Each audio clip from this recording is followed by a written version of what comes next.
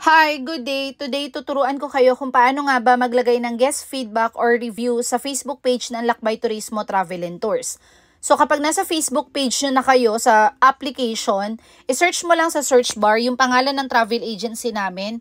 Ayan, Lakbay Turismo Travel and Tours. You need to make sure na tama yung spelling at tama yung lumabas. So, pindutin mo lang yan pag nakita mo yung Lakbay Turismo Travel and Tours. Ayan.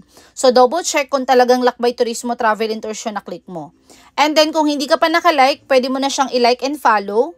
And then, i-click mo lang yan.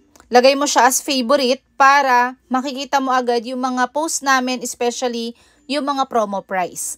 And then, baba ka lang ng kaunti. Tapos, may makikita ka dyang rating. Click mo lang yan, and then, click yes. Tapos, lalabas tong ganito. Pwede ka na pong maglagay ng photos ninyo.